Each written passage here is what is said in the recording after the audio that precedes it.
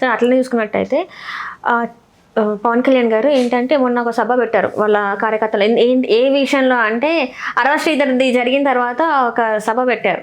పెట్టింది అంటే వాళ్ళతోనే ఆ మీటింగ్లో ఏంటంటే అలిగి వెళ్ళిపోయారు. ఆయన ఏంటంటే నాదెండ్ల మనోహర్కి నాకు రిపోర్ట్ కావాలి దీనిపైన అని చెప్పేసి చాలా ఫాస్ట్గా ఆయనకి చెప్పేసి అలిగి వెళ్ళిపోయింది అనేది మనం చూసాం, సోషల్ మీడియాలో మనకు కనబడుతుంది. అంటే అలిగి వెళ్ళిపోతే ఏమొస్తుంది సార్? ఇక్కడ తను ఉండి చేయాల్సింది పోయి అలిగి వెళ్ళిపోవడం ఏంటి? ఇక్కడ ఎట్లా అంటే ఇప్పుడు మీరు ఒక మేనేజర్, ఫర్ ఎగ్జాంపుల్ ఈ ఛానల్కి మీరు మేనేజర్ అనుకోండి. మీ బాస్ ఉన్నాడు, మీ బాస్ మీ మీద అరిచినాడు, పని సరిగ్గా చేయట్లేదు అది ఇది అని. మీరేం చేస్తారు? మీ కింద స్టాఫ్ మీద మీరు సరిగ్గా చేయట్లేదని అరుస్తారు. పైన బాస్ మీ మీద అరిస్తే ఆ ఫ్రస్ట్రేషన్ అంతా మీరు మీ కింద స్టాఫ్ మీద ఇస్తారు. పైనుంచి బాస్ ఏమని అరిచి ఉండాలా? తిరుమల తిరుపతి లడ్డూలో మనకు చాలా బ్యాడ్ టైం వస్తుంది, ఏం చేస్తున్నావు పవన్ కళ్యాణ్ అని ఉండాలి చంద్రబాబు నాయుడు. చంద్రబాబు నాయుడు వచ్చి మీరంతా పదవులు అనుభవిస్తున్నారు, మీకెందుకు పదవులు, తిరుపతి లడ్డు విషయాన్ని మీరు సరే సమర్థవంతంగా తిప్పి కొట్టలేకపోతున్నారు, అన్నీ నేనే మాట్లాడాలా, మీరేం చేస్తున్నారు అన్నాడు. సార్ అన్ని నేనే మాట్లాడాలంటే ఏం మాట్లాడతారు సార్? ఈయన చాతగానితనాన్ని వాళ్ళెట్లా ఇప్పుడు చాతగాని పనులన్నీ చేసేది ఈయన, చాతగాని పనులన్నీ చేసేది పవన్ కళ్యాణ్. దాన్ని ఎంతవరకు అని సమర్థిస్తారు, ఎంతవరకు అని కప్పుపుస్తారు? నేను అందుకనే ఒక డిబేట్లో అన్నా, ఈ రాయపాటి అరుణ, ఆ వివేక్ బాబు, ఈ రజని, వీళ్ళందరూ ప్రపంచంలోకి వెళ్ళా అతి కష్టమైన పని చేస్తుంటారు. ఎందుకంటే పవన్ కళ్యాణ్ చేసే చాతగాని పనులన్నీ సమర్థించుకోవాలి వీళ్ళు. ఆయన చేసే తప్పులన్నీ కప్పుపుచ్చుకోవాలంటే అది సాధ్యం కాదు. రజనీ గారు మాట్లాడారు కదా మొన్న, రజనీ గారి విషయం కూడా వస్తాను నేను, రజనీ గారి విషయం కూడా వస్తాను. సో వాళ్ళు చేసే అత్యంత కష్టమైన పని ఏదే అంటే జనసేన పార్టీలో అధికార ప్రతినిధి. ఒక ఆయన సైంటిస్టులు అందరూ గాడిదని ఎక్స్పెరిమెంట్ చేస్తున్నారంట. గాడిద ఎప్పుడు తల నిలువుగా ఊపుతుంది, చూడండి మీరు, గాడిద తల నిలువుగా ఊపుతుంది, అడ్డంగా ఊపదు. అయితే సైంటిస్టులు ఎందుకు నిలువుగా ఊపుతుంది అని అందరికీ ఒక టెస్ట్ పెట్టినారు. టెస్ట్ పెట్టి గాడిద చేత తల అడ్డంగా ఊపించగలిగితే వాళ్ళకి 10 కోట్ల బహుమతి అని చెప్పినారు. ప్రపంచంలో అందరూ అన్ని దేశాలలో వచ్చినారు. గాడిదని దాని తల అడ్డంగా ఊపేందుకు ఒక మిషన్లో ఫిక్స్ చేసి ఒక నెల రోజులు తల అడ్డంగా మెషిన్ ఊపుతుంది. అది అయిపోయిన తర్వాత అదే దాని బ్రెయిన్కి కంటిన్యూ అయ్యి ఆ మెషిన్ తీసేయగానే తల అడ్డంగా ఊపుతుందా అని చూసినారు. ఏమి చేసినా కానీ, ఆపరేషన్లు చేశారు, ఏం చేసినా కానీ గాడిద తల నిలువుగానే ఊపుతుంది. ఈ లోపల జనసేన పార్టీ నుంచి ఒక ఆయన పోయి అధికార ప్రతినిధి గాడిద చెవులో ఒక మాట చెప్పిండు. గాడిద చెవులో ఒక మాట చెప్తే గాడిద తల అడ్డంగా ఊపింది. అందరూ షాక్ అయిపోయినారు. ఎట్లా చేసినావు, ఏం చెప్పినావు చెవులో అంటే, జనసేన అధికార ప్రతినిధిగా పనిచేస్తావా అని అడిగినారట గాడిద. అదే నేను చెయ్యను, పవన్ కళ్యాణ్ చేసే తలతిక్క పనులకి నేను వచ్చి కెమెరా ముందర ఎక్కడ సమాధానం చెప్పుకోవాలా, నేను చేయలేను అని. సో అంత కష్టమైన పని. ఇప్పుడు రజనీ గారు అంటున్నారు కదా, రజనీ గారు రాజీనామా చేసింది అటువంటి పని చేయలేకనే. రజనీ గారి విషయం తర్వాత వద్దాము. సో పవన్ కళ్యాణ్ ఆ ఫ్రస్ట్రేషన్ అంతా కార్యకర్తల మీద ఎందుకు చేసినాడంటే, హమ్ లడెంగే జీత్నే తక్ లడెంగే అన్నాడు, పోరాటం చేయడు. మా అమ్మని కూర్చోబెట్టి తిట్టించారు, నా కులాన్ని తిట్టారు, అలగా జనం సంకర జాతి జనం అన్నారు, మా బ్లడ్ వేరు మా బ్రీడ్ వేరు అన్నారు, తెలుగుదేశాన్ని భూస్థాపితమని చేస్తా అంటాడు, మళ్ళీ ఆ పార్టీతోనే పొత్తులో ఉంటాడు. ఆయన ఏదైతే మాట్లాడతాడో దానికి విరుద్ధంగా చేస్తాడు. ఎట్లా సమర్థిస్తారు? పవన్ కళ్యాణ్ నిన్నేమన్నాడు, ఇవాళ ఏమన్నాడు పక్కన పెట్టి చూపిస్తే ఎట్లా సమర్థిస్తారు? సమర్థించుకోలేరు కదా. నేను చేసిన తప్పులని మీరు సమర్థించాలంటే నువ్వు తప్పులు ఎవడు చేయమన్నాడు బాబు, నువ్వు చెప్పిన దానికి కట్టుబడి ఉండు, ఏదైనా ఒక మాటకు కట్టుబడి ఉండు. హిందీ మీడియం మా మీద బలవంతంగా రుద్దుతున్నాను అప్పుడు అన్నాడు, ఇప్పుడేమో హిందీ భాష మా పెద్దమ్మ భాష అంటాడు, తెలుగు ఏమో చిన్నమ్మ భాష అంటాడు, రష్యన్ ఏమో అత్తమ్మ భాష అంటాడు. నవ్వుతావిందమ్మా, హిందీ పెద్దమ్మ భాష అయినప్పుడు రష్యన్ అత్తమ్మ భాష అవునా కాదా? అంటే ఏంటి, ఎందుకు నువ్వు వస్తుంది నాకు అర్థం కాదు. అంటే వాళ్ళ అత్తగారి అట్లా కాదు, చీ వాళ్ళ అత్తగారు అట్లా లేదు అమ్మా. నేను రష్యా మనకి ఎప్పటి నుంచో స్వాతంత్రం వచ్చినప్పటి నుంచి అమెరికా పాకిస్తాన్ పక్షాన ఉంటే అమెరికా మనకు అండగా ఉంది. బంగ్లాదేశ్ వారు అప్పుడు పాకిస్తాన్ తన 7th ఫ్లీట్ అంటే అతిపెద్ద అమెరికా నేవల్ ఫ్లీట్ పంపిస్తుంటే రష్యా వచ్చి అడ్డంగా నిలబడింది. నన్ను దాటి ఇండియా మీద చెయ్యి నిలబడింది. ఆర్మీ పరంగా కానీ ఏదైనా సరే దౌత్యపరంగా కానీ మనకి అండదండలు అందించింది రష్యా. అందుకని అన్నానమ్మా నేను, నువ్వు వేరే వేరే అర్థాలు తీవాక దయచేసి. రష్యా మనకి మేనమామలాగా నిలబడ్డది. మేనమామ భార్య అత్త అవుతుంది, అందుకని అత్తమ్మ భాష అన్నా కానీ వేరే వేరే వేరే ఉద్దేశం లేదమ్మా నాకు. లేనిపోని ఆపాదించకు నాకు. సో ఆయన మాట్లాడే మాటలు ఈయనేమో తలాతోక లేకుండా ఈయన మాట్లాడాలా, జన సైనికులు వచ్చి దాన్ని సమర్థించాలా. పదవులు అన్నావు, పదవులు అనుభవిస్తున్నావు. ఎవడెవడికి ఇచ్చావు పదవులు నువ్వు? తెలుగుదేశం వాళ్ళందరినీ తీసుకొచ్చి జనసేన కోసం గొడ్డు చాకరీ చేసిన వాడికి ఎవరికి పదవి ఇవ్వలా నువ్వు. తెలుగుదేశం కోసం పని చేసిన వాళ్ళకు తీసుకొచ్చి నువ్వు జనసేన కోటాలో పదవి ఇచ్చావు. ఓకే. అండ్ ఇప్పుడు కూడా చూసుకున్నట్టయితే సార్, ఇందాక మీరు ఒక చెప్పారు ఇదే విషయంలో మనం మాట్లాడుకుంది ఏంటంటే జనసేన నుంచి ఎంపీకి ఎవరికి వస్తుంది అని చెప్పేసి అన్నారు సార్. అసలు ఎలా, ఏ రకంగా సార్, ఏ క్యాలిక్యులేషన్లో వస్తుంది సార్ అది? ఎందుకంటే ఉన్నది 21 మంది జనసేన నుంచి. అంటే మనం అది ఏ మనుషులైనా కూడా, కానీ పార్టీ అయితే జనసేన కదా, వాళ్ళు అందులో గెలిచారు కదా. ఉన్నది 21 మంది నుంచి వెళ్ళి ఎంపీ సీట్ ఎట్లా వస్తుంది సార్? అంటే దానికి ఒక క్యాలిక్యులేషన్ ఉంది కదా. అంటే ఇప్పుడు ఎంపీ సీటు ఎంపీల ప్రకారం అయితే రాదు. ఎందుకంటే చంద్రబాబు నాయుడుకి 23 ఉండే పోయిన దీంట్లో 23 ఉంటే రాదు. చంద్రబాబు నాయుడు గత 5 సంవత్సరాల్లో 3 సార్లు జరిగినట్టున్నాయి 10 రాజ్యసభ స్థానాలకి.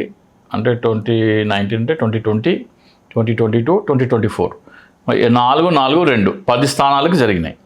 10 స్థానాలకు జరిగితే 10 స్థానాలు వైసీపీ గెలుచుకుంది. 0 అయిపోయింది, వాష్డ్ అవుట్ తెలుగుదేశం.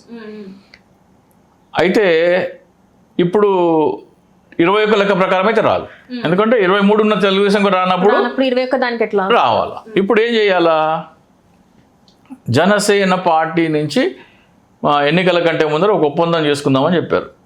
ప్రతి దీంట్లో 30% జనసేన, 10% బీజేపీ, 60% తెలుగుదేశం, అట్లా పదవులు పంచుకుందాం అనుకున్నారు. సో మొన్న వీళ్ళు రాజీనామా చేస్తే 4 ఎన్నో వచ్చినాయి. దాంట్లో వీళ్ళకి ఏమి రాలే, మరికి జనసేనకి ఏం రాలే. సో ఇప్పుడు జనసేన వాళ్ళు అప్పుడు 4 రాలేదు, మళ్ళీ ఇప్పుడు 4 వస్తున్నాయి.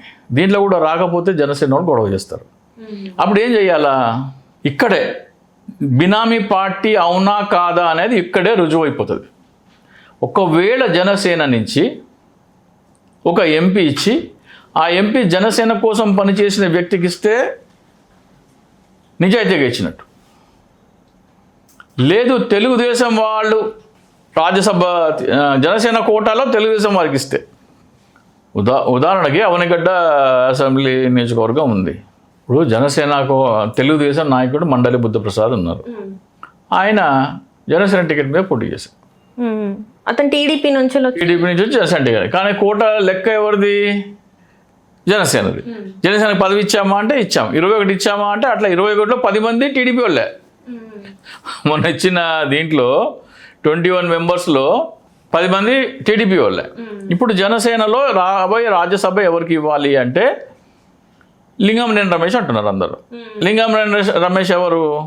చంద్రబాబు నాయుడుకి అత్యంత ఆప్తుడు. చంద్రబాబు నాయుడు ఇప్పుడు ఉంటున్న ఇల్లు గతంలో అంటే రాష్ట్ర విభజన తర్వాత ఉన్న ఇల్లు కానీ ఇప్పుడు ఉంటున్న ఇల్లు కూడా కరకట్ట ఇల్లు ఎవరిది అంటే లింగంనేని రమేష్.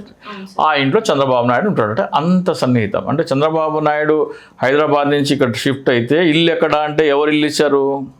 లింగంనేని ఇచ్చారు. అంటే అంత క్లోజ్. ఆయనకి జనసేన కోటాలో రాజ్యసభ పదవి ఇస్తే అది తెలుగుదేశంకి ఇచ్చినట్ట, రాజ్యసభ జనసేనకి ఇచ్చినట్ట? ఆబ్వియస్లీ తెలుగుదేశం అన్నట్టే కదా. కానీ లెక్క ఎవరి? జనసేన కోట. అందుకనే నేను బినామీ పార్టీ అంట. ఎందుకంటే ఈ రోజున జనసేన పార్టీ ఉంది కదా, జనసేన పార్టీ కార్యాలయము ఎవరు చెప్పు చేతుల్లో నడుస్తున్నాయంటే లింగంనేని రమేష్, తాళ్ళూరి రాము, వీళ్ళిద్దరూ చంద్రబాబు నాయుడుకి సన్నిహితులు. అంటే ఇప్పుడు ఈ రకంగా కూడా చూసుకోవచ్చు కదా సార్, ఆల్రెడీ కూటమిలో ఉన్నారు కాబట్టి కూటమిలో వాళ్ళు ఒక అండర్స్టాండింగ్తో ఇలా చేస్తారని అనుకోవచ్చు కదా సార్. ఇప్పుడు చంద్రబాబు నాయుడు ఫర్ ఎగ్జాంపుల్ యనమల రామకృష్ణుడు ఉన్నాడు. ఆయనని జనసేన కోటాలో రాజ్యసభ ఇస్తే అది తెలుగుదేశంకి ఇచ్చినట్ట లేకపోతే జనసేనకి ఇచ్చినట్ట? ఆ ఇచ్చిన వ్యక్తి ఎవరు? అసలు పవన్ కళ్యాణ్ ఎవరి ఓట్లతోని 21 మంది సీట్లు వచ్చినాయి పవన్ కళ్యాణ్కి, కాపు సామాజిక వర్గం. అది కాపులకు ఇస్తారా లేకపోతే వీళ్ళకి ఇస్తారా? కాపుకే ఇవ్వాలి. కాపుకే ఇవ్వాలి. ఎందుకంటే మెజారిటీ పవన్ కళ్యాణ్ ఈ రోజున డిప్యూటీ సీఎం స్థాయిలో నిలబడ్డాడంటే కాపులు ఓటేస్తే నిలబడ్డాడు. కాపులు ఓటేస్తే నిలబడితే నీకు చాలామంది కూడా ఓటేసి ఉండొచ్చు, కానీ నీకు 4-5 సీట్లు వస్తే ఫస్ట్ 2-3 కాపులకి ఇవ్వాలి. కాపులకి ఇవ్వాలంటే ఎవరున్నారు జనసేనలో? జనసేనలకు కాపులకి రాజ్యసభ టికెట్ ఇవ్వాలంటే ఎవరున్నారు? పార్టీ స్టార్టింగ్ నుంచి పనిచేసిన వాళ్ళు ఎవరు? ప్రజారాజ్యం నుంచి పనిచేసిన వాళ్ళు, ప్రజారాజ్యం నుంచి జనసేనలోకి వచ్చిన వాళ్ళు ఎవరు అంటే ముందు మార్సిటి రాఘవయ్య అనే వ్యక్తి ఉండేవారు, ఆయన వెళ్ళిపోయారు. అలాగే చాలామంది కాపులు వచ్చారు వెళ్ళిపోయారు కదా, జేడి లక్ష్మణ కానీ చింతలపాటి సాది కానీ వీళ్ళందరూ వచ్చారు వెళ్ళిపోయారు. అప్పటి నుంచి కంటిన్యూస్గా ఉన్న వ్యక్తి ఎవరు అంటే ఒక వ్యక్తి కనబడతారు మీకు, ఏవి రత్నమన్. చార్టెడ్ అకౌంటెంట్, మంచి ఆర్థికవేత్త, విద్యావేత్త, జనసేన పార్టీకి లాయల్గా ఉన్నాడు, పవన్ కళ్యాణ్కి లాయల్గా ఉన్నాడు. కాపు సామాజిక వర్గం అతనికి ఇస్తే జనసేన కోటాకి ఇచ్చారు అని మనం నమ్మొచ్చు. లేదు లింగమనేని రమేష్కి ఇస్తే బినామీ పార్టీ అనే దానికి ఇది ఒక ఆమోద ముద్ర. లింగమనేని రమేష్కి జనసేన కోటాలో రాజ్యసభ ఇస్తే, లింగమనేని రమేషే కాదు, లింగమనేని రమేష్ కాకుండా ఏ కమ్మ సామాజిక వర్గం వారికి ఇచ్చినా సరే కాపు ఓట్లు వేయించుకొని కమ్మవారికి పదవులు కట్టుబెడతాంటే ఎట్లా? నేను గతంలో పవన్ కళ్యాణ్ వ్యవహార శైలి చూసి, ఆయన చెప్పే మాటలకి ఆయన చేసే చేతలకి పొంతన లేనితనం చూసి నేను 2019 పార్టీ నుంచి బయటికి రాగానే నేను మొట్టమొదటిగా పవన్ కళ్యాణ్కి వ్యతిరేకంగా జనసేన నుంచి బయటికి వచ్చి మాట్లాడిన వాళ్ళు ఫస్ట్ నేనే.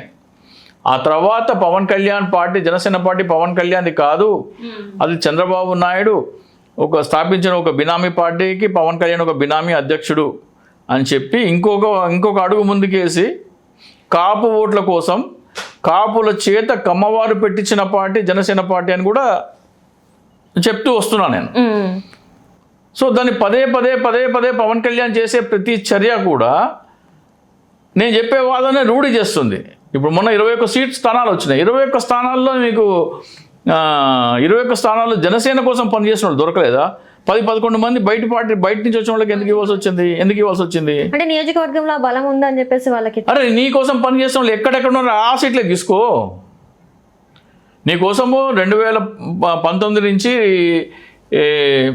24 వరకు ఎవరెవరు ఎక్కడెక్కడ పనిచేశారు. ఫర్ ఎగ్జాంపుల్ కైకులూరు ఉంది, అక్కడ బివి రావు ఉన్నారు. ఆయన దాదాపు 700 కోట్లు ఖర్చు పెట్టినాడు జనసేన పార్టీ కోసం 2014 నుంచి 24 వరకు. అట్లా అంటే ఆయన చార్టెడ్ అకౌంటెంట్. ఇవ్వు, ఆయనకి టికెట్ ఇవ్వు. అక్కడ పంచకర్ల సందీప్ ఉన్నాడు, ఆయనకి ఇవ్వు భీమిలి. అట్లాంటి సీట్లన్నీ తెలుగుదేశంకి వదిలేసి ఈ అరవ శ్రీధర్ లాంటి వాళ్ళని తీసుకొచ్చి పార్టీలో పెట్టుకున్నావు. అరవ శ్రీధర్ అసలు జనసేన కోసం పనిచేయలేదు. అక్కడ ఒక సాఫ్ట్వేర్ ఇంజనీర్, టీసీఎస్లో పనిచేసే ఒక సాఫ్ట్వేర్ ఇంజనీర్ పనిచేసినాడు. ఆయనకి టికెట్ ఇస్తా అని రాజీనామా చేయించినాడు పవన్ కళ్యాణ్. టికెట్ ఇస్తా అని రాజీనామా చేసి అతను టికెట్ ఇవ్వలేదు. అంటే అక్కడ ఏంటంటే అక్కడ ఒక చిన్నది వినిపిస్తుంది సార్, ఏంటంటే అతను ఒక టెక్కి, సో నియోజకవర్గంలో ఏదైనా కూడా కరెక్ట్గా క్వశ్చన్ చేస్తాడు. అట్లా క్వశ్చన్ చేసే వాళ్ళు వద్దు కాబట్టి అరవ శ్రీధర్ లాంటి ఒక మనిషిని ఎంచుకున్నారు. ఎందుకంటే అరవ శ్రీధర్ ఎమ్మెల్యే కాకుండా ఒక బంటులాగా ఉన్నాడు అని చెప్పేసి కొన్ని వీడియోలు, రిలీజ్ అయిన వీడియోలు చూసుకున్నట్టయితే అందులో మనకు తెలుస్తుంది. నిజంగానే దానికోసమే తీసుకున్నారా? అయితే నువ్వు ఎందుకు ఆ మాట ఇచ్చావు? నువ్వు రా అని ఎందుకు మాట ఇచ్చావు? అట్లా చాలా మందికి ఇచ్చారని మీరే చెప్తున్నారు కదా. అదే పవన్ కళ్యాణ్, అదే ఒక ఆయన ఎక్కడో యూరోప్లో ఉంటే ఒక ఆయన పట్టుకొచ్చినాడు. ఆయన ఉండలేదో నాకు తెలియదు, కానీ యూరోప్ నుంచి ఒక ఆయన పట్టుకొచ్చాడు. 2019లో ఎన్నికలప్పుడు ఏం చేశారంటే, మీలాంటి వాళ్ళది సలహా సూచనలు మాకు కావాలి అని జనసేన పార్టీ నన్ను పిలిచారు ఆఫీస్లో పిలిచి, మేనిఫెస్టో మేము రూపకల్పన చేస్తున్నాము, మేనిఫెస్టోకి మీ సలహా సూచనలు ఇవ్వమంటే నేను ఒక 3 months అక్కడ పనిచేశాను. జనవరి, ఫిబ్రవరి, మార్చ్ 2019లో. అప్పుడు అక్కడ ఒక ఆయన పేరు ఏదో గుర్తు రావట్లేదు నాకు, యూరోప్లో ఉంటాడు అతను. యూరోప్లో కలిసాడు పవన్ కళ్యాణ్ అతన్ని. నువ్వు ఇండియాకి రాని తీసుకొచ్చాడు అతన్ని. వాళ్ళ తల్లిదండ్రులకు మాట ఇచ్చాడు, మీ కొడుకు నాయకుడిని చేస్తా అని. అట్లాగే వివేక్ బాబు జర్నలిస్ట్, రజనీ ఏమైంది? 40 నిమిషాలు మాట్లాడి పవన్ కళ్యాణ్ చెప్పిన మాటలు విని ఆమె వచ్చి చేరింది. ఈ రోజున ఏమంటుంది ఆమె? అప్పుడు ఆమె ఏమేమి మాట్లాడింది తెలుసా? రజనీ మాటలు 2024 ఎన్నికల కంటే ముందర చూడాలా. పవన్ కళ్యాణ్ని అప్పుడు అరెస్ట్ చేస్తామన్నారు. ఎక్కడ మన చంద్రబాబుని అరెస్ట్ చేస్తే పవన్ కళ్యాణ్ వస్తున్నాడు కదా, అతను కూడా అరెస్ట్ చేస్తామంటే పవన్ కళ్యాణ్ అరెస్ట్ చేస్తే ఆ పోలీస్ స్టేషన్ ఒక్క ఇటుక కూడా దొరకదు. అందుకే ఒక అడ్వకేట్ అయ్యి ఉండి లా అండ్ ఆర్డర్ అదుపు చేయడానికి కోసము అల్లర్లు చెల్లరేగుతాయంటే జనాల్ని అదుపులోకి తీసుకుంటారు. హౌస్ అరెస్ట్ చేస్తారా, పోలీస్ స్టేషన్లో అరెస్ట్ చేస్తారా, అది పోలీస్ సిస్టమ్. చంద్రబాబు ఒకవేళ పవన్ కళ్యాణ్ వస్తున్నాడు అనుకోండి, అతను రావడం వల్ల ఆ రాష్ట్రంలో శాంతి భద్రతలు దెబ్బతింటాయి, బస్సులు తగలబెడతారు అని అనుమానం పోలీసులకు కలిగితే, అటువంటి సమాచారం ఉంటే పవన్ కళ్యాణ్ అరెస్ట్ చేయాలా? లా అండ్ ఆర్డర్ మెయింటైన్ చేయడం పోలీసులో ప్రైమ్ డ్యూటీ. అరెస్ట్ చేస్తే ఆ పోలీస్ స్టేషన్లో ఒక ఇటుక కూడా దొరకదు, ధ్వంసం చేస్తామన్న లాయర్ ఈ రజనీ. ఇంకో మాట ఏమందంటే, జగన్మోహన్ రెడ్డి ఓడిపోయిన తర్వాత మరుక్షణం జీవితాంతం జైల్లో ఉంటారని. నేనే ఉన్నాను డిబేట్లో ఆ రోజున, నేను అనలిస్ట్గా ఉన్నాను. అప్పుడు అన్నది ఒకవేళ కూటమి అధికారంలోకి వచ్చిన మరుక్షణం జగన్మోహన్ రెడ్డి జీవితాంతం జైల్లో ఉంటారు అన్నాడు. అట్లా ఎందుకుంటారమ్మా? 2014 నుంచి 2019 వరకు జగన్మోహన్ రెడ్డి ఓడిపోయారు కదా, చంద్రబాబు నాయుడు ముఖ్యమంత్రి కదా, అప్పుడే ఆయన జైల్లో లేరు కదా అన్నా నేను. మళ్ళీ ఇంకో మాట ఏమన్నారు? కాపు సామాజిక వర్గం వారంటే ఆ ఆడవాళ్ళకి విపరీతమైన క్రేజ్, అందుకనే వాళ్ళని పెళ్లి చేసుకుంటారు, మా కాపు యువకుల కోసం ఆడవాళ్ళు ఎగబడతారు అన్నట్టు మాట్లాడింది. ఆ లెవెల్లో ఉండేది ఆమెది. ఆ లెవెల్లో ఉండే ఆమె ఇప్పుడు ఈ రోజున ఏవేవో భ్రమలు ఊహించేసుకున్నారు. మేము అధికారంలోకి వస్తే మేము అదే చేస్తాం, ఇది చేస్తాం, మొత్తం సంఘ అంటే సొసైటీకి ఏదో కొత్త వన్న తీసుకొస్తాం అని చెప్పేసి అనుకున్నారు. కానీ ఇంకొక ఇంజనీర్ ఉన్నాడు, aeronautical engineer PV Rajan. Pawan Kalyan deputy CM ఉన్న రాష్ట్రంలో అడుగు పెడితే స్వచ్ఛమైన గాలి వస్తుంది అన్నాడు. వీళ్ళ మానసిక, అందుకనే వీళ్ళని వ్యక్తి పూజ మానసిక రోగులు అంటా నేను. సెలబ్రిటీ వర్షిప్ సిండ్రోమ్ అనే రోగం సోకి అది ఎంతగా ముదిరిపోయిందంటే దానికి కాపు కులం అనేది కూడా జోడించి ఆ రెండు కాంబినేషన్తో, రెండు మానసిక రోగాల కాంబినేషన్ వాళ్ళల్లో బాగా ముదిరిపోయి, మన రైల్వే ట్రాక్ మీద 25,000 వోల్ట్ల కరెంట్ ఉంటుంది చూసారా, అది పెట్టినా కానీ తగ్గుదో డౌటే నాకు. అంత స్ట్రాంగ్గా ఉన్నది వీళ్ళ పిచ్చి. అంటే ఈ కాపులు ఏంటంటే ఈ మధ్య పండుగల్ని కూడా వాళ్ళ పండుగలని డిక్లేర్ చేస్తున్నారు కదా. ఇప్పుడు కమ్మోళ్ళు మాది సంక్రాంతి పండుగ అంటే 99 టీవీ ఛానల్ అతనేమో కాపులు పండుగ. కులానికి ఎక్కడ పండుగ ఉంటుంది అసలు? కులానికి ఎక్కడ పండుగ ఉంటుంది? పండగకి కులాన్ని ఎందుకు ఆపాదిస్తున్నారు? అసలు మన దౌర్భాగ్యం, మన దేశంలో ఉన్న మతాలు ఆచారాలు దేశాన్ని నాశనం పట్టించినాయి. మనము చైనా, మనతో సమానం ఉన్న పాపులేషన్ ఉన్న చైనా ఎక్కడో ఉండటానికి కారణం, మనం ఇంత అధోగతి పాలవడానికి కారణం ఏంటంటే మతం ఫస్ట్, తర్వాత కులం, ఈ మధ్య కాలంలో అంటిన సినిమా పిచ్చి, క్రికెట్ పిచ్చి. మన దాంట్లో మనం టైంలో డేలో ఎంత టైం వీటి కోసం వెచ్చిస్తామంటే కనీసం 4-5 అవర్స్ దీనికోసం వెచ్చిస్తాం. మతము, కులము, క్రికెట్, సినిమా, టీవీ సీరియల్ ఇవన్నీ బ్యాన్ చేస్తే అప్పుడు కానీ మనం చైనాతో పోటీకి రేస్లోకి రాము.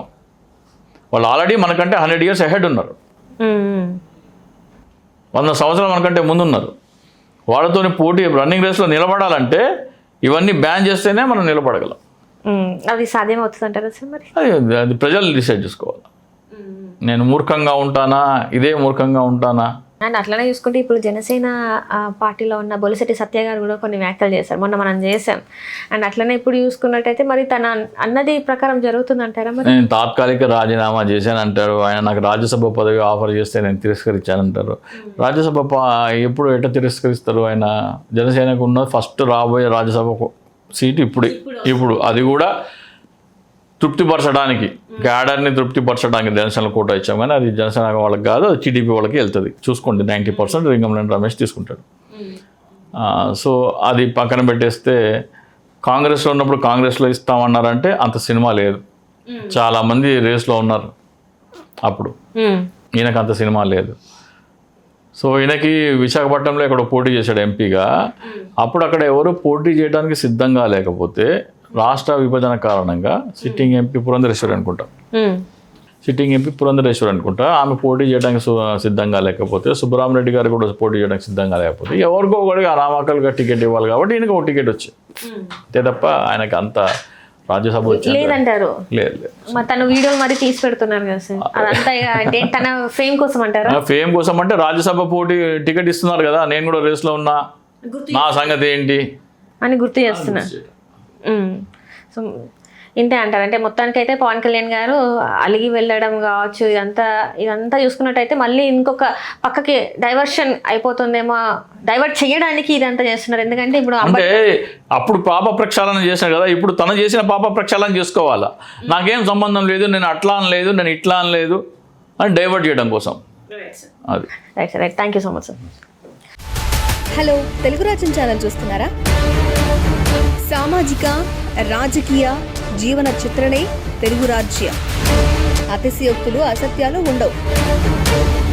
రాజకీయ కోణం కాదు, ప్రజా కోణమే కొలబద్ద. తెలుగు రాజ్యం వీక్షణ మీ ఉత్తమ అభిరుచికి నిదర్శనం.